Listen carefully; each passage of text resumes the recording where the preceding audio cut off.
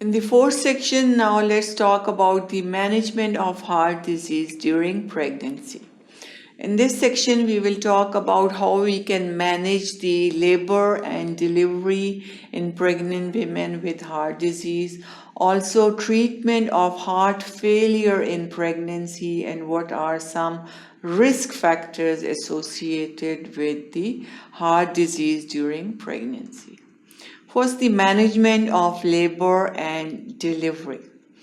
Epidural anesthesia is given during the delivery to the mother who has heart disease. Prophylactic antibiotics are given. Then the aim of management is to await onset of spontaneous labor. Induction of labor is performed only in high-risk cases. So pregnant women with heart disease should be given epidural anesthesia, general anesthesia is avoided, and then prophylactic antibiotics to reduce the risk of any complications after the delivery or infections after the delivery. It should be better if spontaneous onset of labor occurs, and then induction should be performed only in high risk cases. Elective forceps or venous delivery, vacuum delivery is performed. C-sections are performed only in special conditions. It's not mandatory to have C-section. Forceps or vacuum delivery can be performed. C-sections perform only when there is hemorrhage, if there is thrombosis, infection, and postpartum hemorrhage. So these are indications for cesarean delivery.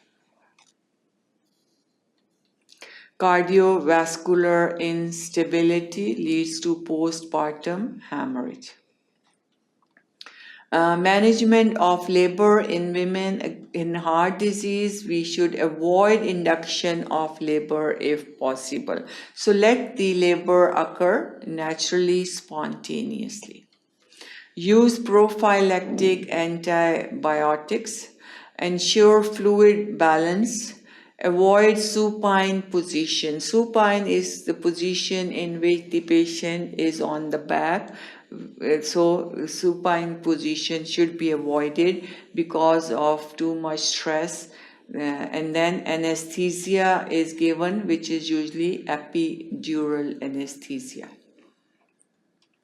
Keep second stage of labor short. Second stage of the labor is from the dilation of the cervix to the delivery of the baby. So from this dilation to the delivery of the baby is second stage.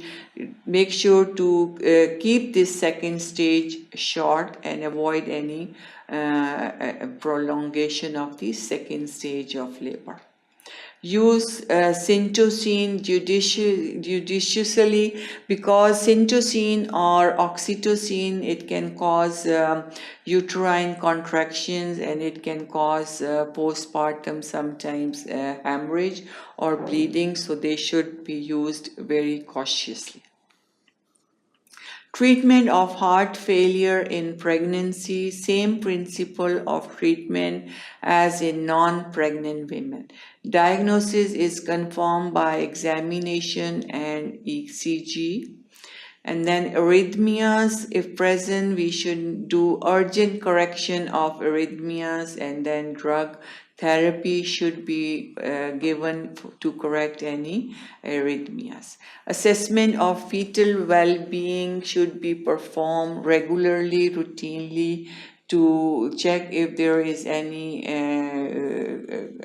abnormality in the well-being of the fetus.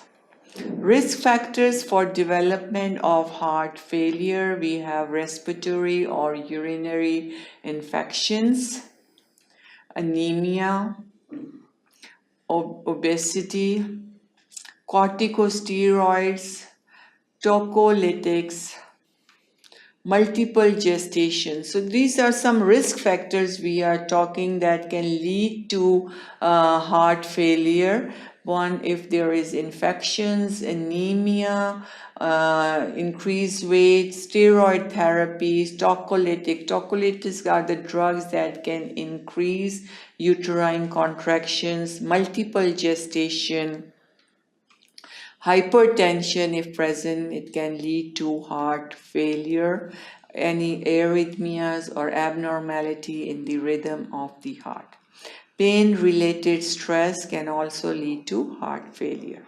Any fluid overload. So fluid should be, make sure it should not be overloaded. Fluid overload can also lead to heart failure in patients who have heart disease during the pregnancy. So all these are the different steps that are taken for the management of pregnancy during in patients who have heart disease. Thank you for watching sqadia.com.